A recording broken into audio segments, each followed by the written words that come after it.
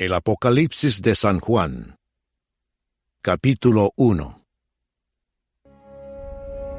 La revelación de Jesucristo, que Dios le dio para manifestar a sus siervos las cosas que deben suceder pronto, y la declaró enviándola por medio de su ángel a su siervo Juan, que ha dado testimonio de la palabra de Dios y del testimonio de Jesucristo y de todas las cosas que ha visto.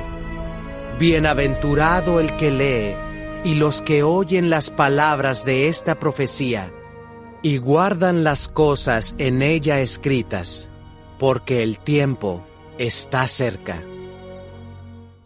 Cuando uno se acerca al libro de Apocalipsis, obviamente las personas muchas veces piensan en el aspecto escatológico de cuándo serán los eventos y cosas así. Pero si nosotros vemos Apocalipsis como lo que Dios nos ha provisto en su palabra para conocer a Jesús, no ya como le vemos en los evangelios, sino como el Cristo glorioso, el Cristo de gloria, de una majestad sobrecogedora. Cuando el Juan que se recostaba de su pecho quedó absolutamente asombrado. Tenemos un regalo de Dios en el libro de Apocalipsis, hermanos.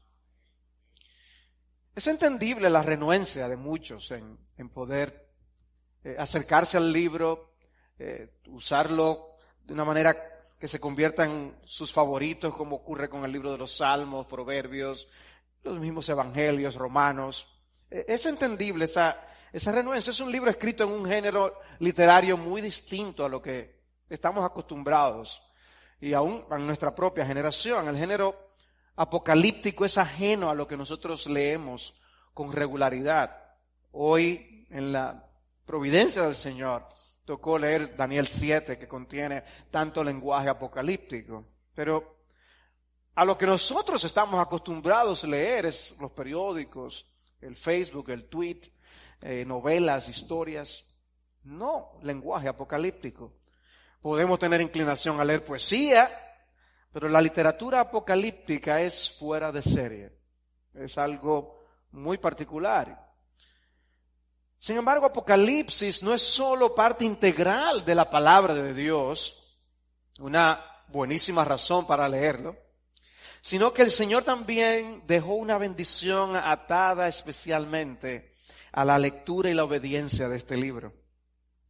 Y es algo que precisamente vamos a ver en el día de hoy. Y dice en el versículo 3, bienaventurado el que lee y los que oyen las palabras de la profecía y guardan las cosas que están escritas en ella, porque el tiempo está cerca. Evangelios tenemos 4. Muchas de las exhortaciones del Nuevo Testamento se repiten en diferentes epístolas, pero Apocalipsis solo hay uno. Y es como el Génesis, solo hay uno. Solo hay una historia del comienzo y solo hay una historia del final. Una revelación única de los principios y una revelación única acerca del final de los tiempos. Una revelación única y particular para hacer que nuestro corazón ame lo que el Señor nos describe allí en ese libro. Existe una gran relación, ahora que menciono Génesis de paso, existe una gran relación entre Génesis y Apocalipsis. Génesis 3:15 nos introduce a un conflicto. Y pondré enemistad entre la simiente de la mujer y la simiente de la serpiente.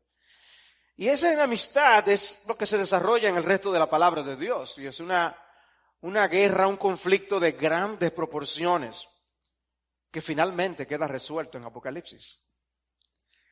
Dice Génesis 3:15, Él te herirá en la cabeza y tú le herirás en el calcañar.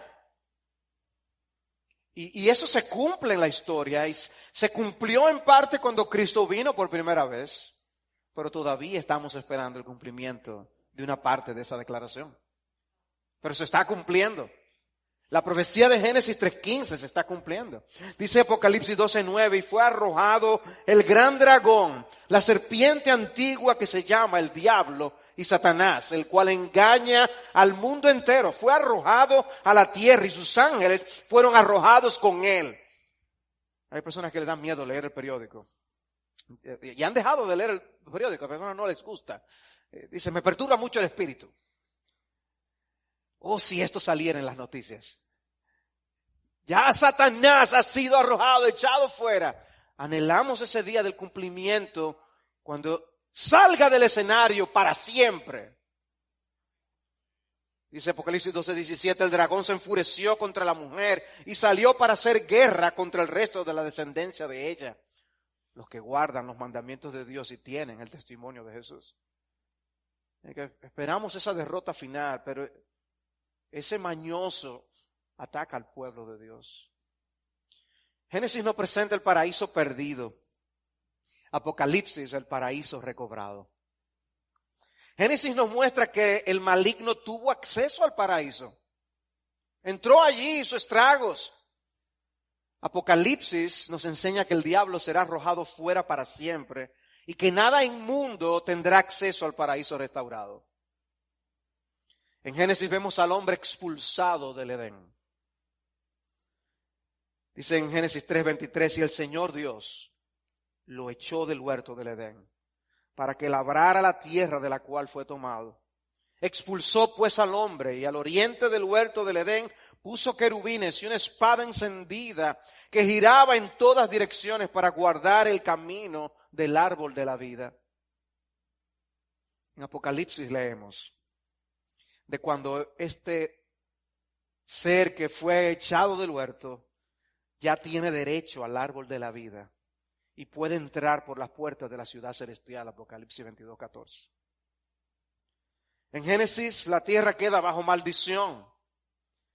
En Apocalipsis 22:3 se nos dice que ya no habrá más maldición. Génesis nos presenta el origen de la muerte, la introducción de la muerte en el mundo. Y Apocalipsis 21:4 nos dice que ya no habrá muerte. Génesis 3:15 promete un redentor. Y Apocalipsis nos presenta una redención consumada. Y cantaban un cántico nuevo, diciendo, digno eres de tomar el libro y de abrir sus sellos, porque tú fuiste inmolado y con tu sangre compraste para Dios a gente de toda tribu, lengua, pueblo y nación. Y los has hecho un reino y sacerdotes para nuestro Dios, y reinarán sobre la tierra. El reino de los cielos se ha acercado. Eso es así desde que Cristo vino por primera vez. Y el reino de los cielos llegará a su consumación, y nosotros en ese reino, porque somos sacerdotes y reyes con Jesús.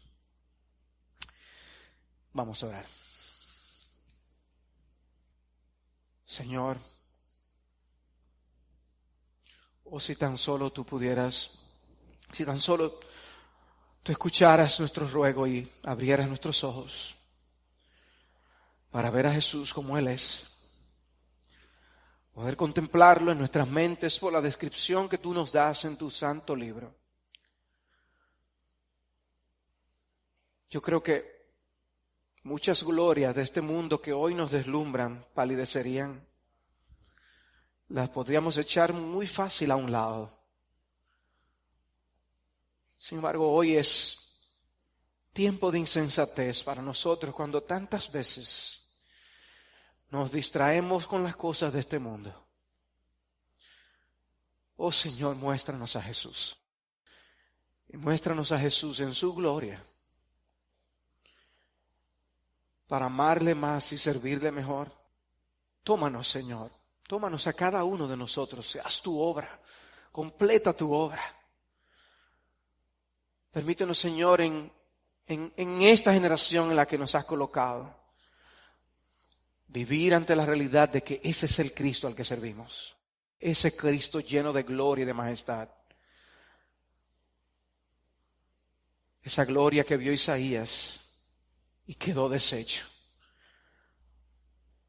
Permítenos, Señor, el privilegio de al estudiar este libro en las siguientes semanas, también quedar deshechos. Y poder ver cuán sucios no solamente son nuestros labios y la realidad de que vivimos en medio de un pueblo de labios inmundos, sino todo nuestro ser. Porque tú eres santo. Abre nuestros ojos.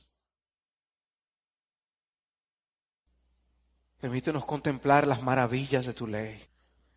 ¿Quién es digno de entender los misterios de este libro? Mas he aquí que tú nos los has dado como un regalo. Y queremos esa bendición. Queremos esta bendición que tú aquí nos prometes, oh Señor. Permítenos, Señor, acercarnos a ti. Venir no solamente lleno de curiosidades para estudiar este libro domingo tras domingo. Concédenos amor a ti y a tu palabra. Y una gran expectativa de la forma como este libro puede transformarnos, acercarnos a ti y aún a la eternidad. Padre, nosotros tenemos como uno de nuestros grandes lemas que queremos ser una comunidad que vive a la luz de la eternidad. Usa esta serie, Señor, para ese fin. Toma al predicador, a tu siervo, y toma a tus hijos que escuchan, y danos tu bendición. Acércate, Padre, te lo rogamos. En el glorioso y dulce y precioso nombre de Jesús nuestro Salvador, el que nos amó y nos lavó de nuestros pecados con su sangre. Amén. Hoy veremos los primeros 3 versículos, si el Señor nos los concede, los cuales nos dan la pauta para conocer qué es el libro de Apocalipsis y cuál es el propósito del libro de Apocalipsis. Estas son las 2 cosas que yo quisiera tratar con ustedes en este primer mensaje. Así que en primer lugar, preguntémonos, ¿qué es Apocalipsis? ¿Qué es Apocalipsis? Leamos los primeros 2 versículos. Dice allí: la revelación de Jesucristo que Dios le dio para mostrar a sus siervos las cosas que deben suceder pronto. Y la dio a conocer, enviándola por medio de su ángel a su siervo Juan, el cual dio testimonio de la palabra de Dios y del testimonio de Jesucristo y de todo lo que vio. La palabra clave de estos versículos es revelación. Revelación. De hecho, aquellos que tienen sus Biblias en inglés saben que ese es el nombre que se le da al libro de Apocalipsis. Revelación. Consiste en una revelación. En un sentido, toda la Biblia es revelación, pero en un sentido más técnico, Apocalipsis es en su naturaleza y en su contenido una revelación de revelaciones.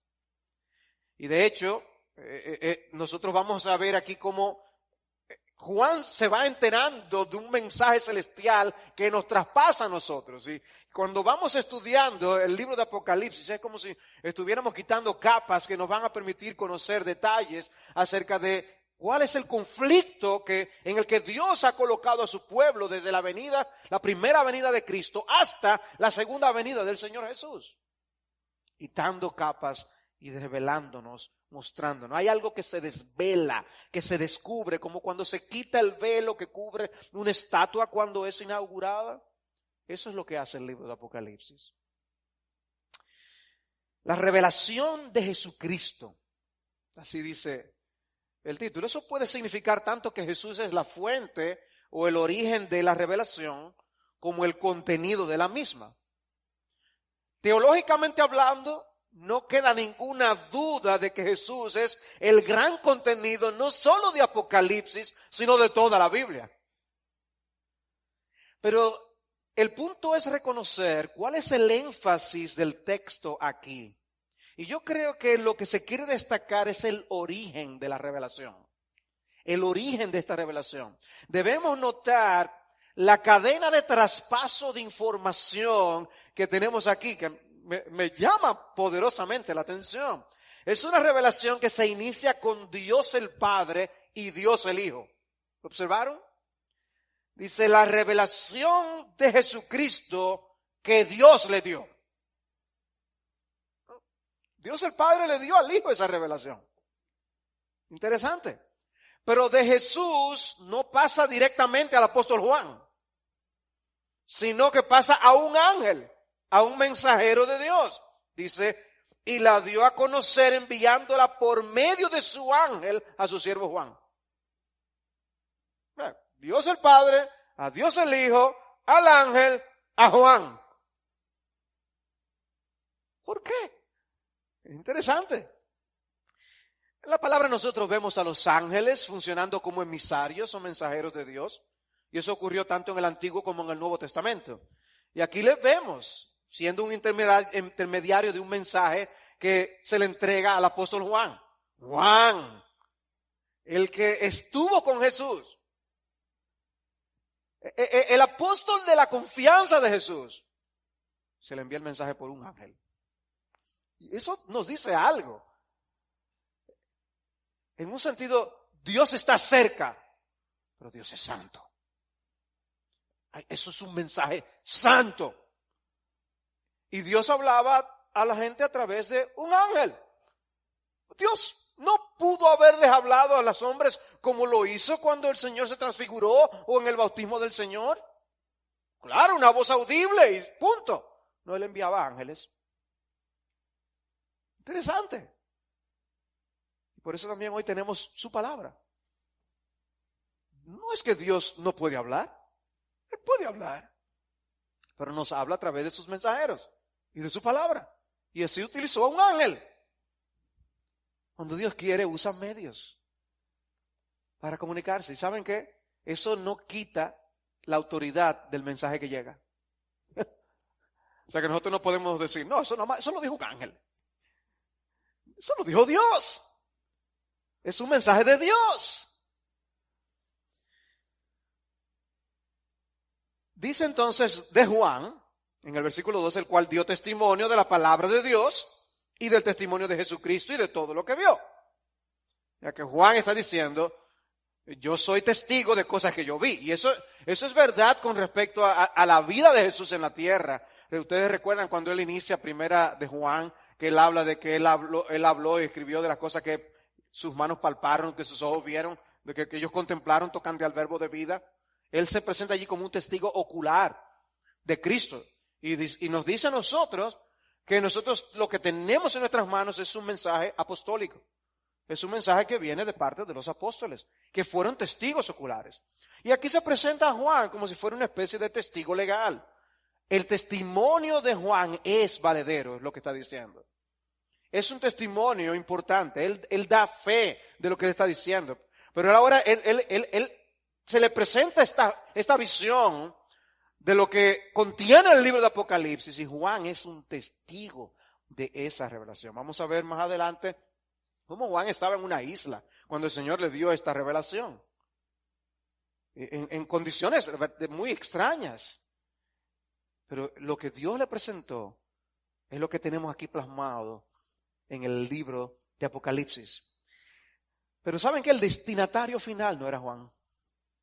El destinatario final no era Juan. Juan viene a ser un instrumento humano, el autor humano del libro. Pero los destinatarios son mencionados en el versículo 4, que yo espero estudiar con ustedes la próxima semana. Dice el versículo 4, Juan, a las 7 iglesias que están en Asia. Gracia y paz, etc. Y luego específicamente menciona las iglesias por localidad en el versículo 11, cuáles son los nombres de esas iglesias. Y vamos a ver el significado de esto la semana próxima, si el Señor lo permite. El punto es que los destinatarios originales son estas 7 iglesias o todas las iglesias que representan estas 7 iglesias. Pero dice algo adicional. En el versículo 1 dice la revelación de Jesucristo que Dios le dio para mostrar a sus siervos las cosas que deben suceder pronto. No habla sencillamente de estas 7 iglesias de manera particular. Está hablando de los siervos del Señor. Y los siervos del Señor en ese momento y en todo momento que leen y reciben las bendiciones que se prometen aquí en este libro. Siervos de Dios. Los que son siervos es porque tienen un Señor. Cuando nosotros leemos el libro de Apocalipsis, estamos sometiéndonos al señorío de Jesucristo. Estamos reconociendo, como vamos a ver, que Jesús es el Señor de la historia. Y que nosotros hacemos bien en someternos a su reinado. Estos hermanos estaban en aflicción. Y eso no escapó al control de ese rey. Juan estaba exiliado. Eso no escapó a los dictámenes de ese rey. Yo no creo que Juan cambiaría postura con nosotros. Yo creo que Juan, en esa posición donde él se encontraba de aflicción, y los hermanos que estaban siendo perseguidos en esos días, comprendían algunas cosas que a nosotros se nos dificulta comprender por la comodidad con la que nosotros vivimos. Pero el hecho es que nosotros no somos reyes y señores en ese sentido. Reinaremos con Jesús. Nosotros somos súbditos del gran rey. Y por lo tanto la vida no se nos debe postrar ante nosotros para rendirnos pleitesía. Nosotros debemos asumir lo que Dios mande a nuestras vidas porque Él es el soberano. Y Apocalipsis tenía una dosis de aflicción, de sufrimiento. Hay cosas horribles que se mencionan en el libro de Apocalipsis. Y es la porción que le ha tocado al pueblo de Dios en muchos sentidos. Y que le estaba viviendo el pueblo de Dios cuando Juan escribió. Pero Jesús estaba en su trono. Y Jesús está en su trono. No importa la situación que venga a nuestra vida. Y eso es parte de lo que aquí se está tratando. Aún al mencionarnos como siervos, Dios nos quiere mostrar algo como sus siervos. Un mensaje que viene de Dios el Padre, a Dios el Hijo, a un ángel, a Juan, a las 7 iglesias que son los siervos de Dios. Y dio a conocer esta revelación. Es un término para decir que algo se ha puesto claro, algo se hace evidente a quien Él quiere mostrar, porque es oculto hasta que Dios lo manifiesta. Se usa para decir que algo fue señalado, para que sepan lo que es. Mira, es de eso que yo estoy hablando. Ese es el término que se usa cuando dice aquí, la dio a conocer. Tratar el tema de la identidad del libro, y por eso preguntaba, ¿qué es Apocalipsis? Porque tratar el tema de la identidad del libro y de su significado nos obliga a un subtema o un subpunto importante. Y me refiero al tema de la interpretación del libro de Apocalipsis. La identidad de un libro impone su interpretación. Hablaremos en unos momentos sobre el propósito del libro de Apocalipsis. Pero antes de ver el propósito propiamente hablando, quiero llamar la atención a dos cosas. El versículo 1 dice que la intención de esta revelación es mostrar las cosas que deben suceder pronto. Y en segundo lugar, el versículo 3 identifica el contenido del libro como las palabras de la profecía. ¿Lo ven? O sea, que hemos dicho que Apocalipsis es una revelación. Ahora estamos diciendo que Apocalipsis es una revelación profética.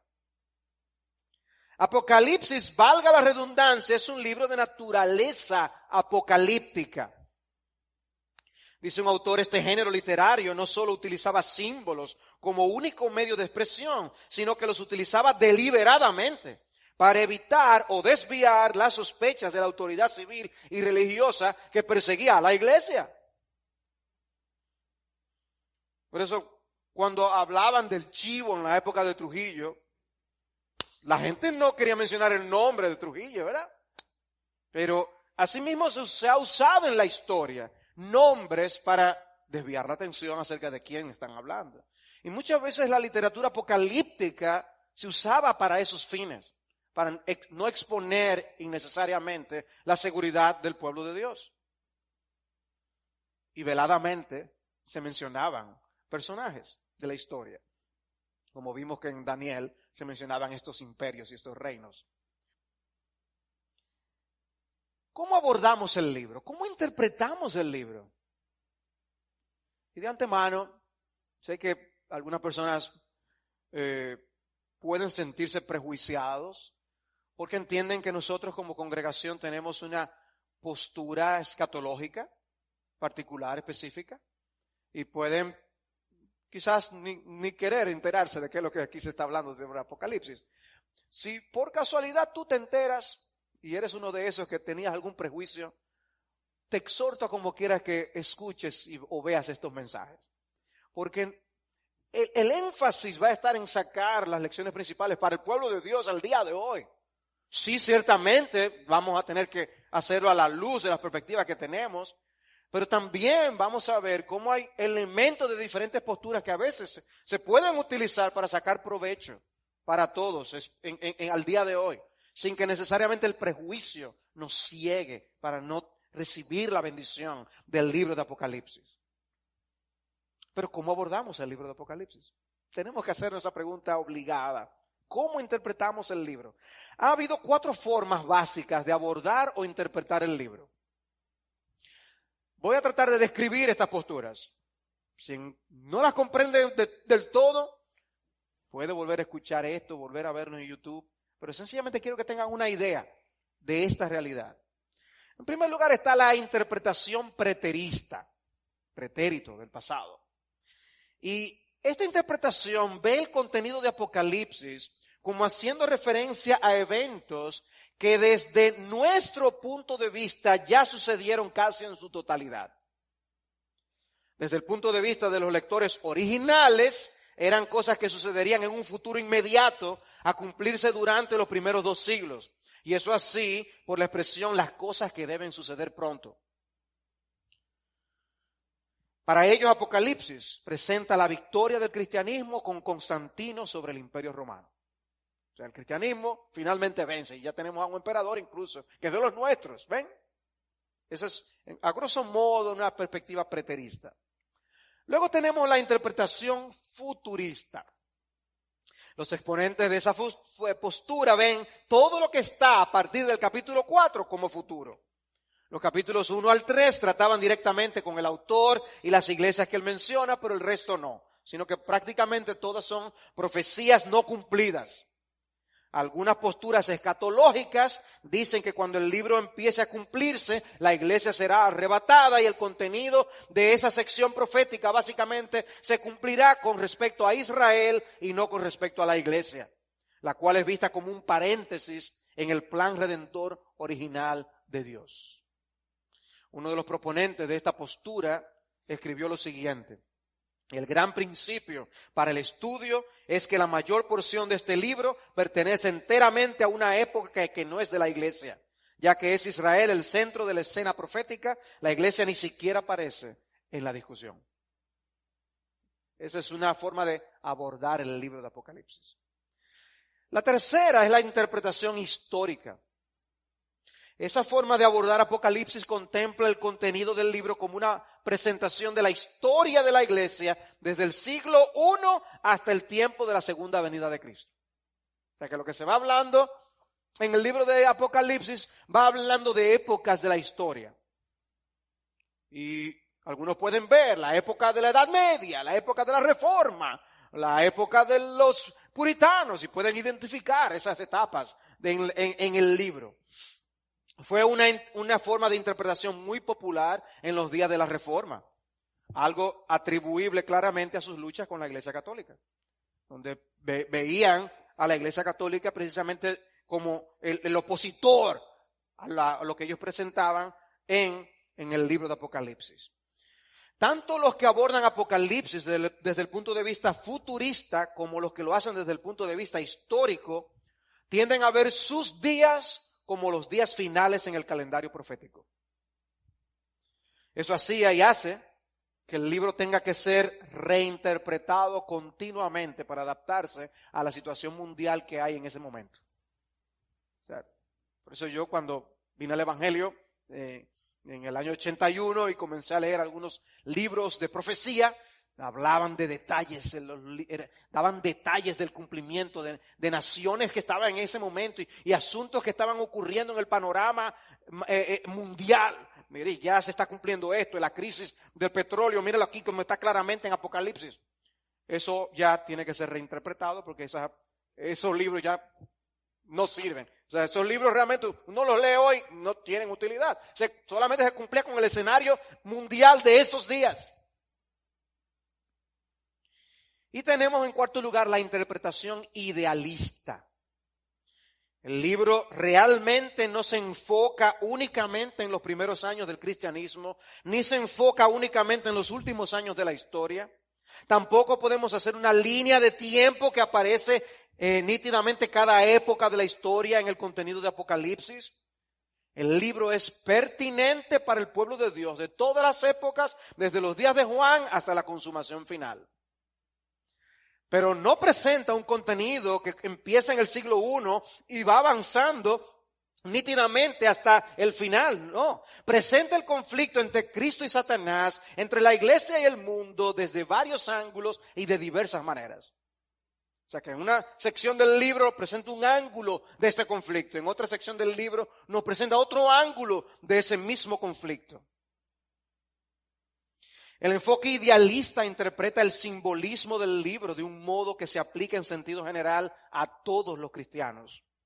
Toma en cuenta el uso de esos símbolos en otras porciones proféticas de las Escrituras, como los profetas del Antiguo Testamento. Es vital para el lector del Apocalipsis entender el lenguaje apocalíptico de los profetas mayores y profetas menores, porque eso trae luz al significado del libro, de manera que se hace relevante.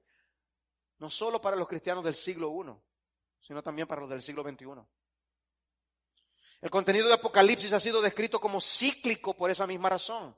Es como si el libro nos repitiera de diversas formas la experiencia del pueblo de Dios desde la primera venida hasta la segunda venida. Por eso Apocalipsis 11 tiene una descripción que parece llegar a un clímax cuando afirma: el séptimo ángel tocó la trompeta y se levantaron grandes voces en el cielo que decían: el reino del mundo ha venido a ser el reino de nuestro Señor y de su Cristo. Y Él reinará por los siglos de los siglos. Y los 24 ancianos que estaban sentados delante de Dios en sus tronos se postraron sobre sus rostros y adoraron a Dios diciendo: te damos gracias, oh Señor Dios Todopoderoso, el que eres y el que eras, porque has tomado tu gran poder y has comenzado a reinar. Y las naciones se enfurecieron y vino tu ira y llegó el tiempo de juzgar a los muertos y de dar la recompensa a tus siervos, los profetas, y a los santos y a los que temen tu nombre, a los pequeños y a los grandes, y de destruir a los que destruyen la tierra. Uno lee eso, es un sentido de clímax, ¿no? Ya al final, por fin. Y entonces vuelve otra vez y comenzamos a leer el capítulo 12.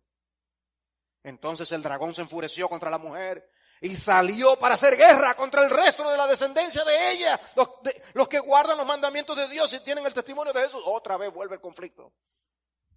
¿Ven? Es algo cíclico. No es algo nítidamente histórico. No es una línea de tiempo que nos presenta Apocalipsis. Las batallas del libro no hablan de un conflicto bélico particular.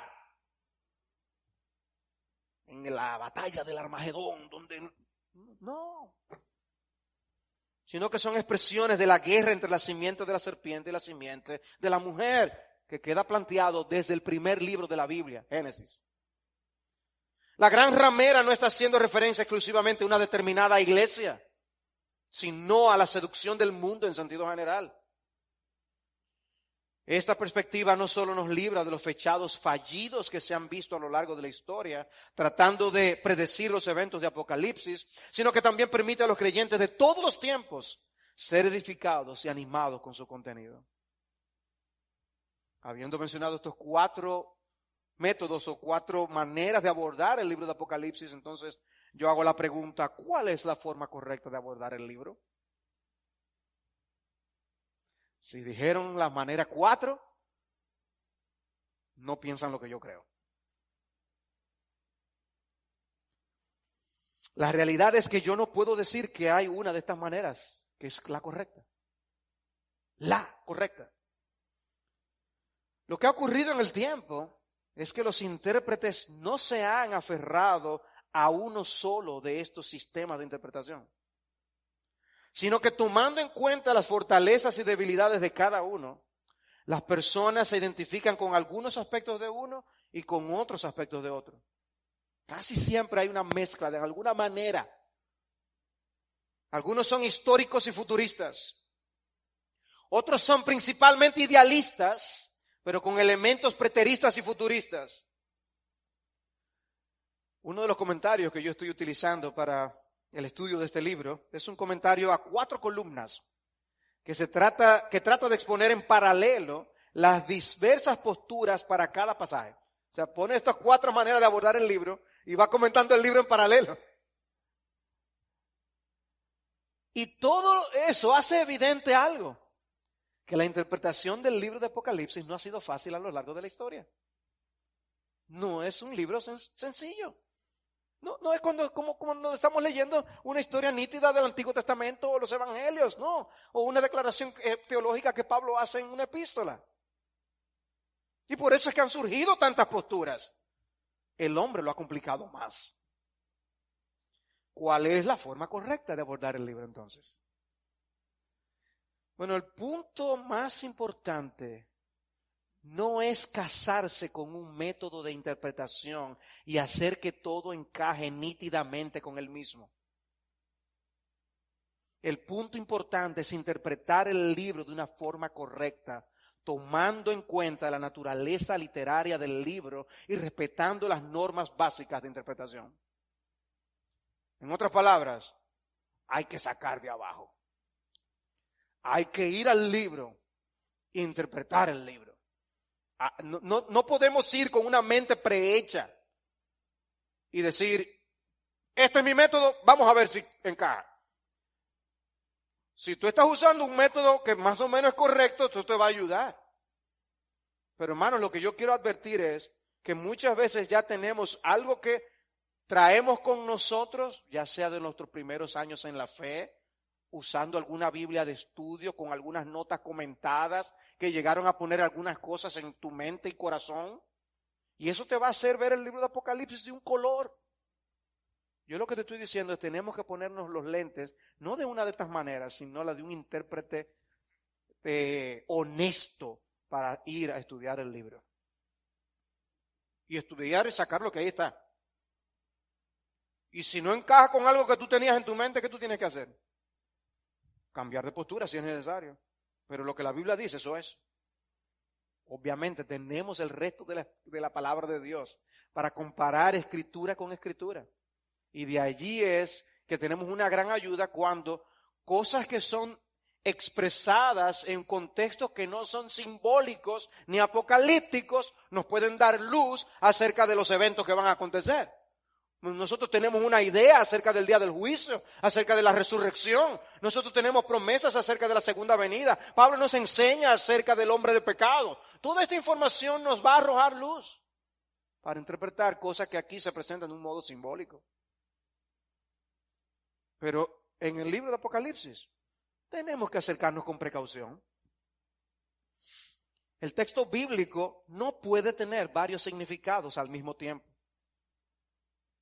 Una de las explicaciones de esa columna, en ese comentario, puede ser la correcta, pero a lo mejor ninguna de las 4. Al final del día tenemos que asumir una postura y no 2 o 3 acerca de un determinado texto. Eso para que ustedes vean el tipo de cosas con las que uno tiene que lidiar al estudiar el libro de Apocalipsis. El versículo 7 del capítulo 1 es central, que estudiaremos si Dios quiere la semana próxima. Nos presenta una especie de lema del libro. He aquí, viene con las nubes y todo ojo le verá. Eso es central. Jesús viene. Cristo vuelve. ¿No parece eso estar haciendo una referencia a un evento en el 70 después de Cristo y la destrucción del templo? Como dice Hechos 1, el mismo Jesús que ascendió es el que descenderá de nuevo.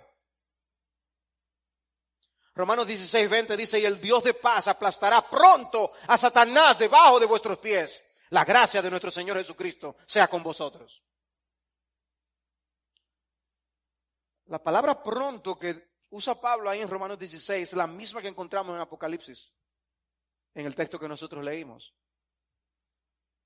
Se habla de algo que inevitablemente sucederá, pero ese pronto ha tomado un tiempo. Eso ha tomado un tiempo. Cristo ya murió. Pablo está explicando a los romanos algo. Y a ellos, después de la muerte de Cristo, les dice, el Dios de paz aplastará pronto a Satanás debajo de vuestros pies. En un sentido, Cristo venció en la cruz. Pero en este sentido, Pablo está diciendo, hay algo todavía que tiene que ocurrir. Él dice, pronto. No ha llegado todavía. ¿Por qué yo digo esto? Porque algunas personas dicen, no, lo que dice Apocalipsis dice, se va a cumplir pronto. Tiene que ocurrir en tanto tiempo. O se cumplió en el año 70 con la destrucción del templo de Jerusalén. Una cosa es la explicación, como vimos en el Evangelio de Marcos, cuando el pastor Sugel estudió en los Evangelios, lo que Cristo dijo acerca de lo que ocurriría en tiempo cercano y lo que luego ocurriría con la segunda venida. Pero aquí está haciendo referencia a otra cosa. Dice alguien, la expresión es sumamente enfática, ya que Juan utiliza un verbo que expresa la idea de algo que debe producirse, es decir, algo que es inevitable que se produzca. Al estar en presente, este verbo impersonal designa una necesidad absoluta. En otras palabras, lo que está diciendo, eso va a ocurrir. Es incuestionable que eso va a suceder. Vamos a Santiago capítulo 5 y en el versículo 7 dice, por tanto, hermanos, sed pacientes hasta la venida del Señor. Eso lo dijo en el primer siglo. Mirad cómo el labrador espera el fruto y explica allí cómo tenemos que ser pacientes como el labrador. Luego dice, sed pacientes también y fortaleced vuestros corazones porque la venida del Señor está cerca. Hermanos, no os quejéis unos contra otros para que no seáis juzgados. Mirad, el juez está a las puertas. Pero no ha llegado. Ven, la actitud de espera tiene que estar allí. Y dice que son cosas que van a suceder pronto porque es inevitable que ocurra. Es segurísimo que va a ocurrir. Y es un lenguaje que debe ponernos a todos en cualquier época en actitud de velar. Pero de allí a concluir que esto tuvo que haber ocurrido poco tiempo después que se escribió, es incorrecto. Por eso estoy citando estos ejemplos de las mismas escrituras. Yo creo que el Señor quiere que su pueblo viva en todas las épocas con la expectativa de la segunda venida, anticipando la segunda venida. Dice el apóstol Pedro en 2 de Pedro 3:8, pero amados, no ignoréis esto, que para el Señor un día es como 1000 años y 1000 años como un día. El Señor no se tarda en cumplir su promesa, según algunos entienden la tardanza, sino que es paciente para con vosotros, no queriendo que nadie perezca, sino que todos vengan al arrepentimiento. Pero el día del Señor vendrá como ladrón en la noche, como ladrón en el cual los cielos pasarán con gran estruendo y los elementos serán destruidos con fuego intenso, y la tierra y las obras que hay en ella serán quemadas. Es imposible que el evento no ocurra, lo que está diciendo Pedro. Eso va a suceder. Ahora, ante esa realidad, ¿cuál es nuestro deber? La idea no es prepararnos rápidamente cuando el evento ocurra, sino estar preparados para cuando ocurra. ¿Ven? Y dice allí mismo en el versículo 11, puesto que todas estas cosas han de ser destruidas de esta manera, ¿qué clase de personas no debéis ser vosotros en santa conducta y en piedad, esperando y apresurando la venida del día de Dios? Ven, es algo que aunque no iba a ocurrir en esos días, sin embargo, todas las generaciones de cristianos tienen que estar preparados para cuando ocurra.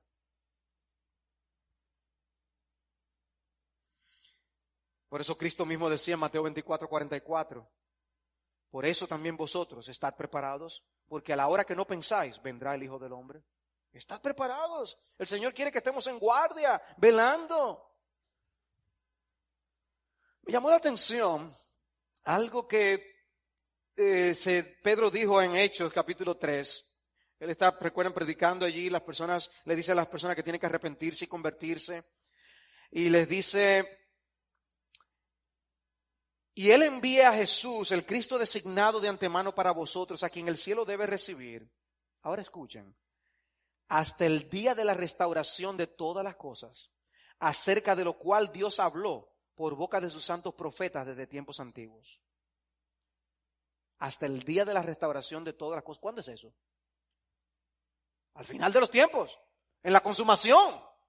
Él está diciendo, los profetas del Antiguo Testamento hablaron de la segunda venida de Cristo.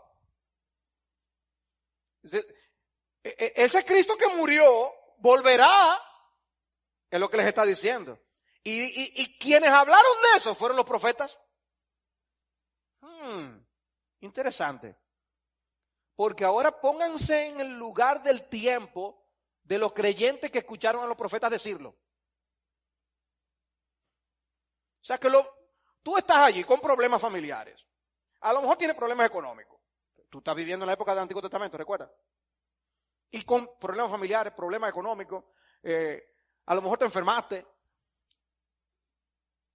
Y Dios viene a darte palabras de consolación. Al final todo esto se arregla, señores. Y se mueren. Pues se murieron. Y aquí dice Pedro que los profetas de eso era que hablaban.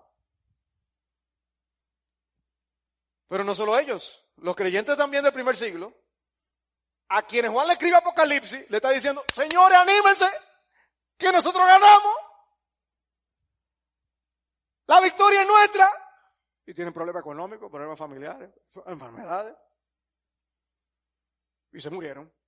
Pero vean, los creyentes que leían Apocalipsis, que originales, se murieron y no vieron el cumplimiento de esta cosa. Las cosas que deben suceder pronto. Y los creyentes que después siguieron, recibían esta promesa. Y, hermano, nosotros no tenemos que tener el cumplimiento de la venida de Cristo unos cuantos años después que nosotros leemos esto para poder tener consolación. Los creyentes del Antiguo Testamento podían ser instruidos por los profetas de cosas que se iban a cumplir cuando Cristo volviera y ser animados, no importa lo que estuvieran pasando. Y los hermanos que estaban recibiendo el libro de Apocalipsis, con todos sus problemas, estaban recibiendo palabras de estímulo, de consolación, de aliento para perseverar en medio de una persecución tan fiera como la que se estaba llevando a cabo bajo el reinado de Domiciano. Y Juan les está diciendo, anímense. Y Juan está exiliado en una isla solo. Cobren ánimo, hermanos. Y se murieron. Hermanos, la manera como la literatura profética anima al pueblo de Dios no es como mucha gente lo presenta por ahí. Tenemos que animarnos por el hecho de que se presenta a Jesús el conquistador, el vencedor seguro. Y con Él reinaremos. Ese es el punto. Todo estudiante del libro de Apocalipsis debe acercarse con un corazón humilde. Y con esa misma humildad se debe compartir los resultados de la investigación. Hay algunas cosas que son más claras que otras. Pero hay muchas cosas con las que no podemos ser dogmáticos, amados hermanos. Hay muchas cosas de simbología por las que yo no voy a estar dispuesto a pelear con otros. Y mucho menos separarme de otros hermanos por eso. No puedo olvidar el dogmatismo de autores de esos libros que yo les mencionaba a ustedes, que descifraban pertrechos de guerra que ya hoy no tienen vigencia en los armamentos modernos. Y ellos lo creían con una seguridad pasmosa. Y son libros que hoy no sirven para nada. Pero permítanme dedicar el tiempo que me resta para responder la segunda pregunta. Eso es, ¿qué es Apocalipsis? Eso es lo que yo he tratado de. Es una revelación profética. Y eso nos hace interpretar el libro de una forma particular. Pero la otra pregunta es, ¿y cuál es el propósito de Apocalipsis? ¿Cuál es? ¿Poner fechas para la segunda venida? Dice el versículo 3, bienaventurado el que lee y los que oyen las palabras de la profecía y guardan las cosas que están escritas en ella, porque el tiempo está cerca. El tiempo está cerca. El propósito del libro es sumamente práctico. Son cosas que se pueden leer, oír y practicar. El pasaje está haciendo referencia a la lectura pública de las Escrituras. El que lee y lo que oyen. Hay uno que leía y otros lo escuchaban. Era la práctica en las sinagogas. Las personas no tenían la Biblia como tú en tu iPad, celular o la Biblia que traes contigo impresa. Las personas iban a la sinagoga a escuchar la palabra de Dios. No todos entonces tenían acceso, pero cuando lo podían oír, la palabra de Dios llegaba al corazón. Y permítame traer aquí una aplicación a favor de las Biblias de audio. El texto habla de los que oyen. Nosotros podemos oír la Biblia. Tenemos que aprender a oír la Biblia cuando es leída públicamente, como cuando se leyó ahorita Daniel 7.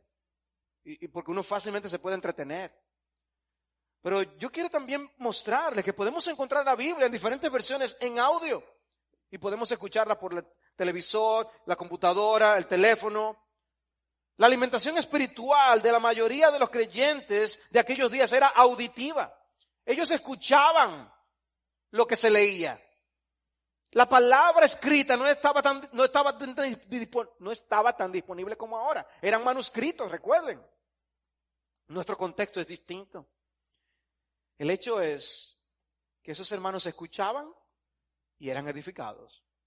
Y yo te quiero proponer, tú puedes escuchar más la palabra de Dios y ser edificado. No solo Apocalipsis, sino la Biblia entera. Ahora que hay tantos tapones y que te toma tanto tiempo llegar de un sitio a otro, proponte escuchar más la Biblia. Y vas a tener esta bendición y muchas otras más. Y no pensemos que los únicos que se pueden beneficiar de la Biblia son los que saben leer. Nuestros hijos pueden beneficiarse aún antes de saber leer. Si les leemos, si la oyen leída, ¿verdad? Pero no solo eso, también hay lugares en el mundo donde hay personas que no saben leer. El deber que hay que hacer en Haití, por ejemplo, de alfabetización, es crucial para llevarles el beneficio del Evangelio. Y asimismo hay lugares en el mundo donde hay muchas personas que no saben leer. Pueden oír la Biblia. Y la labor de los misioneros es hacer una labor oral en medio de ellos. Una labor sumamente importante. No menospreciemos el poder de oír la palabra de Dios. Pero quería traer esa nota, ¿no? Pero Juan no está hablando aquí de dos grupos distintos, unos que oyen y otros que guardan. Los que oyen y guardan la palabra de Dios. Eso oyen para guardar, oyen para obedecer, oyen para poner en práctica. Y nosotros debemos venir a escuchar la serie del libro de Apocalipsis para poner en nuestro corazón estas cosas. Daniel ponía esas cosas en el corazón. ¿Recuerdan la lectura que hicimos de Daniel 7? Daniel puso esas cosas en el corazón. María ponía esas cosas en el corazón que escuchaba acerca de Jesús. Bueno, nosotros tenemos que poner estas cosas en el corazón para ponerlas por obra. Decía Joel Vicky, el gran tema de Apocalipsis es la victoria de Cristo y su iglesia sobre la serpiente antigua, sus ayudantes y todos los reinos de este mundo. Rastrearemos este tema y veremos cómo este libro cumple su propósito, que es inspirar, consolar y alentar al pueblo de Dios en la iglesia, en cada era, a perseverar de cara a la persecución y en medio de nuestras luchas, sabiendo que estamos del lado vencedor en este mundo anticristiano. Les decía anteriormente que los creyentes del Antiguo Testamento recibieron profecías que hablaban de cosas que ocurrirían cientos de años después de ellos morir, con la primera venida de Cristo. Y esas promesas debían ser meditadas por ellos para animarse y esperar el cumplimiento de las mismas, no necesariamente mientras ellos estaban vivos. Y también recibieron profecías aún de la segunda venida, de cosas que estaban más lejos aún. Y debían ponerlas en sus corazones. Y yo pregunto, ¿no debemos nosotros hacer lo mismo con Apocalipsis? ¿Eso debieron hacer nuestros hermanos del primer siglo? ¿Nuestros hermanos del siglo V? ¿Del siglo XVI? Y nosotros hoy en el siglo XXI. La palabra no solo nos informa, la palabra nos transforma y nos reforma. Apocalipsis fue escrito para hacer algo con nosotros. Y uno de los propósitos particulares no es simplemente darnos una bendición en sentido general, sino bendecirnos en prepararnos para el sufrimiento. Apocalipsis nos prepara para el sufrimiento. Anuncia victoria, pero también nos deja ver algo de la guerra en la que nos encontramos. Y este libro nos anima a perseverar en esa guerra. ¿Usted no ha visto en esos generales que se paran delante de sus tropas y le dan una arenga para animarlos? Bueno, Apocalipsis es una arenga para nosotros, para animarnos a seguir en esta batalla. Por eso que los apóstoles salieron a recorrer las iglesias, fortaleciendo los ánimos de los discípulos, exhortándolos a que perseveraran en la fe y diciendo, es necesario que a través de muchas tribulaciones entremos en el reino de Dios. Y eso no ha cambiado. Es necesario que a través de muchas tribulaciones entremos en el reino de Dios. La entrada es todavía futura, pero es una entrada segura. Tan solo debemos seguir perseverando, amados hermanos. Los lectores originales no vieron en vida la consumación final y puede que nosotros tampoco la veamos. Pero una cosa nos corresponde hacer. Es necesario que a través de muchas tribulaciones entremos en el reino de Dios. Persevera, exhorta a tu hermano que está al lado tuyo a perseverar. Las tribulaciones son inevitables, pero nuestra victoria también. Y muy bien se ha dicho entonces que el tema es la victoria de Cristo y su iglesia sobre Satanás y sus ayudantes. Esto es una palabra de estímulo que vale la pena leer, sopesar, escuchar, practicar, porque el tiempo está cerca, dice el texto. Tenemos que poner eso en el corazón. Cristo viene, amados hermanos. Los hermanos de los días, y con esto termino, los hermanos de los días de Juan necesitaban una respuesta a la pregunta, ¿quién es el que está en el trono en realidad? En medio de sus sufrimientos, ¿dónde está Cristo? ¿Qué hace Cristo ahora? Apocalipsis nos enseña con gran claridad quién es el que en realidad está en el trono. Nerón vino y se fue. Domiciano vino y se fue. Los emperadores van y vienen, pero Jesús está en el trono.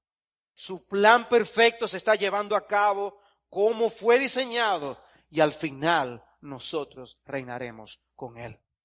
El Señor nos ayude a seguir adelante, hermanos. Yo no sé lo que tú ahora mismo estás enfrentando, las aflicciones por las que tú estás atravesando, pero pon esto en tu corazón. Viene el momento cuando ya no habrá más lágrimas, ni dolor, ni clamor, ni muerte. Cristo mismo volverá y nos gozaremos con Él eternamente.